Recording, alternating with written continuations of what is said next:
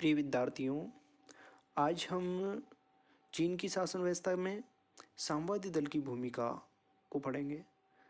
सामवादी दल की भूमिका और संगठन पर विस्तार से चर्चा करेंगे।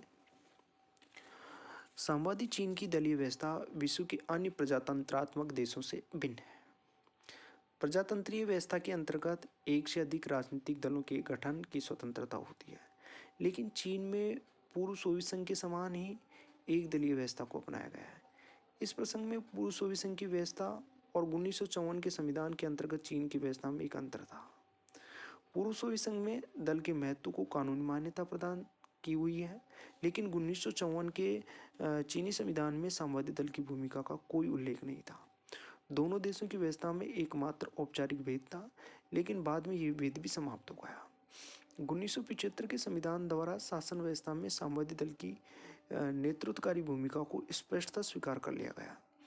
इस संविधान के अनुच्छेद 2 में कहा गया, 1975 के संविधान के अनुच्छेद 2 में, कि चीन के सामवादी दल को चीन की समस्त जनता की नेतृत्वकारी स्थिति प्राप्त है। श्रमजीवी वर्ग राज्य अपना नेतृत्व अपनी अग्रणी सामवादी दल के माध्यम से ही रखता है, ऐसा अनुच्छेद 2 में उल्लेख था। 1982 के नए संविधान की प्रस्तावना में भी सामवादी पार्टी के महत्व को स्वीकार किया गया और कहा गया है कि चीन के सामवादी दल के नेतृत्व में चीनी जनता समाजवादी मार्ग का अनुसरण करती रहेगी। चीन की राजनीतिक व्यवस्था के अंतर्गत विधायी क्षेत्र की सर्वप्रमुख संस्था राष्ट्रीय जनवादी कांग्रेस और कार्यपालिका क्षेत्र की सर्वप्रमुख संस्था स्टेट काउंसिल है। 1982 के संविधान द्वारा इन दोनों ही संस्थाओं पर सामवादी दल के नेतृत्व को स्वीकार किया गया है। कम्युनिस्ट पार्टी के नेतृत्व को स्वीकार कर लिया गया। संविधान में कहा गया है कि राष्ट्रवादी जनवादी कांग्रेस चीन के सामवादी दल के नेतृत्व में चीन की राजसत्ता का उच्चतम अंग है। राष्ट्रीय जनवादी कांग्रेस चीन के सामवादी दल की केंद्रीय समिति के सुझाव पर राज्य परिषद के प्रधानमंत्री व अन्य सदस्यों की नियुक्ति और उनको पदच्युति कर दिया है। चीन में भी पूर्व सोवियत संघ की भांति सामवादी दल और शासन में भेद कर सकना कठिन है। दोनों के बीच विभाजक रेखा नहीं खींची जा सकती। इन दोनों ही देशों में दल की वास्तविक शासन शक्ति है। विभिन्न शासकीय संस्थाएं दल की नीति को क्रियान्वित करने के साधन मात्र हैं। चीनी सामवादी दल के पोलिट ब्यूरो के एक सदस्य तुंग पियू ने स्पष्ट घोषित किया था कि क्रांति का नेतृत्व करने, सत्ता प्राप्त करने और लोकतंत्रात्मक अधिनायकवाद की स्थापना करने में सामवादी दल राज्य के अंगों का निर्देशक दल बन गया है। उनके मतानुसार दल और राज्य के अंगों के बीच इस प्रकार का संबंध आधारित है कि राज्य के कार्यों के स्वरूप और दिशा के विषय में दल राज्य को विशिष्ट निर्देश देता है। दल अपनी नीतियों को राज्य व उसके अंगों के माध्यम से कार्य रूप देता है तथा उनकी कार्रवाई की देखरेख करता है। दल ही राज्य के अंगों में निष्ठापूर्वक व कुशलता से काम करने वाले दल के सदस्यों और अन्य व्यक्तियों की छांट और उनकी पदोन्नति करता है। प्रशासकीय नीति से संबंधित सभी महत्वपूर्ण प्रश्न, चाहे वे आंतरिक प्रशासन से संबंधित हो चाहे वैदेशिक संबंधों से, पहले दल के उच्चतम अंगों में निश्चित किए जाते हैं और बाद में वे राज्य के अंगों के द्वारा घोषित किए जाते हैं, वे क्रियान्वित किए जाते हैं। चीनी शासन पर चीन के सामवादी दल का पूर्ण नियंत्रण आधुनिक सर्वसत्तावादी राजनीति का सर्वाधिक विश्वकारी तथ्य है। न केवल सामान्य प्रशासन वरना न्यायपालिका और सेना पर भी सामवादी दल का पूर्ण नियंत्रण रहता है।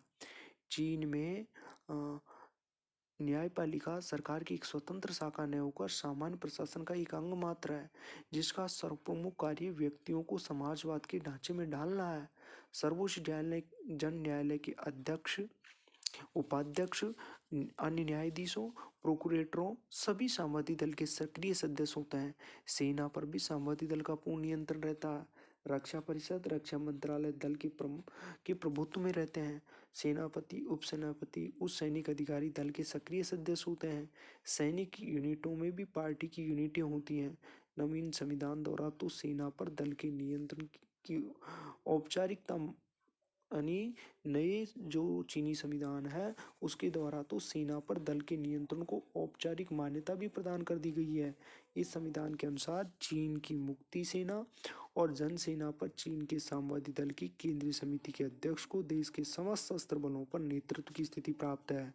इस प्रकार अब चीन की राजनीतिक व्यवस्था में सामवादी दल उसके अध्यक्ष को औपचारिक और कानूनी रूप से वह स्थिति प्राप्त हो गई है जो स्थिति उसे पूर्व सोवियत संघ या अन्य किसी सामवादी राजनीतिक व्यवस्था में भी प्राप्त नहीं थी। सेना का नेतृत्व दल के अध्यक्ष को सौंपने की ये बात माओ के इस विचार के अनुरूप है। माओ का इस संबंध में विचार है कि हमारा यह सिद्धांत है कि पार्टी सेना को कमांड करती है और सेना को कभी भी पार्टी को कमांड करने का अधिकार नहीं दिया जा सकता। इस प्रकार सामवादी दल के द्वारा चीन की समस्त शासन व्यवस्था पर एकाधिकार पूर्ण नियंत्रण रखा जाता है। सामवादी दल ही वास्तविक शासक है।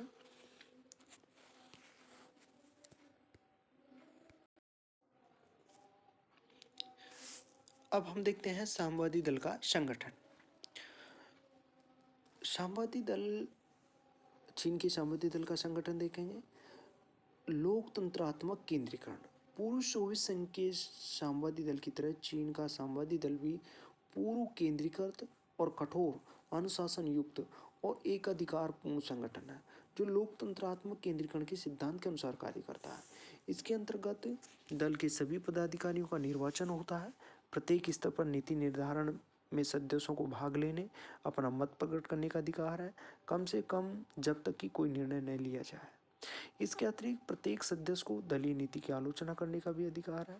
इन लोकतंत्रीय तत्वों के साथ दल में केंद्रवाद का तत्व भी है जिसके अनुसार उच्चतर दलीय उपकरणों के निर्णय निम्नतर दलीय निकायों को सदैव मान्य होते हैं। व्यवहार में दल के अंतर्गत केंद्रीकरण अधिक है और लोकतंत्र कम है। दल के सदस्यों में मतों और कार्यों पर केंद्रीय नेतृत्व का पूर्ण नियंत्रण रहता है। चीन में सामवादी दल का संगठन पिरामिड के आकार का है। इस पिरामिड का आधार सेल है और शीर्ष पर पोलिट ब्यूरो है। सबसे पहले देखते हैं प्रारंभिक संगठन सेल। दल के संगठन में प्रारंभिक स्तर पर सेल है जो 20 सदस्यों की एक प्राथमिक इकाई होता है और ये इकाई कृषि फार्म, कारखानों या सेना में हो सकती है। इसके ऊपर ग्रामीण व शहरी कांग्रेस होती है जो काउंटीज के सदस्यों का निर्वाचन करती है। काउंटीज प्रादेशिक कांग्रेसों को और ये कांग्रेस राष्ट्रीय कांग्रेस को चुनती है। राष्ट्रीय दल कांग्रेस के सदस्यों की संख्या लगभग 2000 से अधिक है। संविधान के अनुसार राष्ट्रीय कांग्रेस के कार्य और उसकी शक्तियां सर्वोच्च सत्ताधारी अंग जैसी हैं जिनमें यह प्रमुख है केंद्रीय समिति का चुनाव, दल के संविधान और कार्यक्रम को दोहराना है, उनमें आवश्यक संशोधन करना है, चालू नीति के मुख्य प्रश्नों का निर्णय करना है और विभिन्न अंगों द्वारा प्रस्तुत रिपोर्ट को स्वीकार करना है। किंतु यथार्थ में राष्ट्रीय कांग्रेस सामवादी दल का सर्वोच्च सत्ताधारी अंग नहीं है। ये बात इस तथ्य से स्पष्ट है कि 1928 से 1945 तक दल की कोई राष्ट्रीय कांग्रेस नहीं हुई और न ही कोई कांग्रेस 1945 के बाद के वर्षों में हुई, जबकि विधान के अनुसार उसका अधिवेशन प्रति 3 वर्ष बाद होना चाहिए, ऐसा उल्लेख। फिर देखते हैं केंद्रीय समिति। राष्ट्रीय दल का एक बड़ा निकाय है और आवश्यकता होने पर शीघ्रता के साथ उसकी बैठक आमंत्रित भी नहीं की जा सकती है। अतः राष्ट्रीय कांग्रेस की एक केंद्रीय समिति की स्थापना की गई है जिसका निर्वाचन राष्ट्रीय दल कांग्रेस करती है। यह अपेक्षाकृत एक छोटा निकाय है जिसके सदस्यों की संख्या वर्तमान समय में 175 है तथा 110 वैकल्पिक सदस्य होता है। दल के संविधान के अनुच्छेद 1 में कहा गया जब राष्ट्रीय कांग्रेस का अधिवेशन न हो रहा हो तो यह समिति दल का संचालन करेगी। केंद्रीय समिति केंद्रीय राजनीतिक ब्यूरो, सचिवालय और दल नियंत्रण आयोग का निर्वाचन करती है। पोलिट ब्यूरो ये केंद्रीय समिति की तुलना में एक छोटा निकाय है जिसकी सदस्य संख्या वर्तमान समय में 23 है। यह अत्यंत प्रभावी और महत्वपूर्ण अंग है जो दल के संगठन को संचालित करता है। पोलिट ब्यूरो दल की केंद्रीय समिति के अधिवेशन आमंत्रित करता है और अपने निर्णयों को उसके पास भेजता है। परंतु पोलिट ब्यूरो में भी अंतिम शक्ति 7 सदस्यों की एक स्थायी समिति में केंद्रित होती है जो पार्टी के सर्वोच्च नेता होता है और केंद्रीय समिति को दल का मस्तिष्क कहा जाता है। वर्तमान में चीन की राजनीतिक व्यवस्था में सर्वाधिक प्रभाव रखने वाले व्यक्ति इसके सदस्य हैं। सचिवालय, इनमें 8 नियमित और 3 वैकल्पिक सदस्य होते हैं। दल का महासचिव इसका अध्यक्ष होता है। ये प्रतिदिन दल के केंद्रीय अंगों, ब्यूरो और समितियों द्वारा दल के कार्य संचालन के विषय में निर्देश देता रहता है। दल नियंत्रण आयोग, ये भी केंद्रीय समिति का ही एक अंग है जिसमें 17 नियमित और 4 वैकल्पिक सदस्य होते हैं। दल का नियंत्रण आयोग का कार्य ये देखना है कि दल की नीतियों और आदेशों का ठीक से सभी अंग पालन कर रहे हैं अथवा नहीं। इसके द्वारा अनुशासन संबंधी मामलों पर विचार कर अनुशासन लागू करने के लिए आवश्यक कदम उठाए जाते हैं। दल के सदस्यों की शिकायतों और अपीलों को निपटाने की शक्ति इस आयोग को सौंपी गई है। अब देखते हैं चीनी शासन के अंतर्गत लोकतंत्रीय या अधिनायकवाद के बारे में।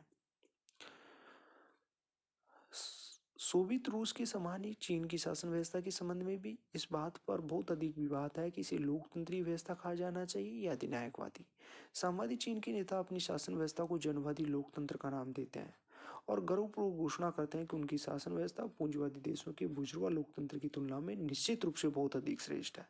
लेकिन पश्चिमी लेखक चीन की शासन व्यवस्था को लोकतंत्रीय मानने के लिए तैयार नहीं है। इस संबंध में दोनों पक्षों का अध्ययन हम यहाँ इन रूपों में कर सकते हैं। चीन के संविधान और व्यवस्था में लोकतंत्र के हम सबसे पहले लक्षण देखते हैं। 1940 में माओ से तुंग ने घोषणा की थी कि चीन का भावी नया प्रजातंत्रात्मक राज्य पूंजीवादी सर्वाधिकारवाद, सर्वहारा वर्ग के अधिनायकवाद से सर्वथा भिन्न होगा। चीन में एक ऐसी राज्य की स्थापना की जाएगी जिसमें सर्वहारा वर्ग, कृषक, श्रमिक, बुद्धिजीवी व जनता के अन्य वर्गों का समुचित प्रतिनिधित्व होगा। जनतंत्र के सुदृढ़ आधार पर उसकी नींव रखी जाएगी। इसके बाद 1945 में जब सामान्य कार्यक्रम की रूपरेखा तैयार की गई तो माओ ने घोषित किया कि हम एक ऐसी शासन व्यवस्था स्थापित करना चाहते हैं जिसे नव प्रजातंत्र का नाम दिया जाएगा, जो बहुसंख्यक जनता की इच्छा पर आधारित विभिन्न दलों की मिलीजुली लोकतंत्रात्मक सरकार होगी। व्यवहार में 1949 में जब साम्यवादियों द्वारा सत्ता हस्तगत की गई तो संयुक्त मोर्चे की सरकार बनी जिसमें विभिन्न लोकतांत्रिक तत्वों को सम्मिलित किया गया। संविधान 1954 के संविधान के अंतर्गत जिसके प्रथम अनुच्छेद में कहा गया है कि जनवादी लोकतांत्रिक चीन सर्वहारा के अधिनायकवाद का समाजवादी राज्य है और श्रमिक वर्ग इसका नायक है और श्रमिक तथा कृषकों के सहयोग पर आधारित है। संविधान और शासन व्यवस्था में अन्य भी कुछ लोकतांत्रिक लक्षण पाए गए। चीन की जनवादी कांग्रेस के निर्वाचन और प्रतिनिधित्व का जो विवरण संविधान में दिया गया वह प्रजातंत्री है, क्योंकि संविधान के अनुसार राज्य परिषद राष्ट्रीय जनवादी कांग्रेस के प्रति उत्तरदायी होगी। इस प्रकार संविधान में अधिकार और कृत्यों की घोषणा प्रजातंत्र के प्रति अपना झुकाव प्रकट करती है। इन अधिकारों के कारण कानून के समक्ष सभी समान होंगे, सभी व्यक्तियों को रोजगार का अधिकार होगा, सभी राष्ट्रीय जातियों को समान माना गया है, उन्हें इसी आधार पर प्रतिनिधित्व देने की बात भी कही है। कुछ ऐसी भी बात है जिनमें ऐसा प्रतीत हो गया चीन का संविधान प्रजातंत्र के मार्ग पर पश्चिमी देशों से भी आगे है। अब देखते हैं कि वहाँ की शासन व्यवस्था में कुछ अधिनायकवादी तत्व भी पाए जाते हैं। जैसे वहाँ पर एक दलीय व्यवस्था है, यह अधिनायकवाद का सबसे प्रमुख कारण है। दूसरा, वहाँ के जो नागरिकों को जो अधिकार दिए गए हैं वह सब भ्रमपूर्ण लगते हैं, क्योंकि जो भी उनको अधिकार मिले गए हैं साम्यवादी विचारधारा की सीमा में रहकर ही उनका वह उपयोग कर सकते हैं, उन अधिकारों का उपभोग किया जा सकता है। और चीन के संविधान में बंदी प्रत्यक्षीकरण की कोई व्यवस्था नहीं है। न्यायपालिका की स्वतंत्रता भी का भी उल्लेख नहीं है, बल्कि वह एक शासन की विचारधारा से बंधा हुआ एक अंग मात्र है और अंतर्राष्ट्रीय क्षेत्र में एक उसकी आक्रामक नीति है। तो हम कह सकते हैं कि चीन में अधिनायकवादी तत्व ज़्यादा, प्रजातांत्रिक तत्व को कम सुनने की स्थिति में पाए जाते हैं।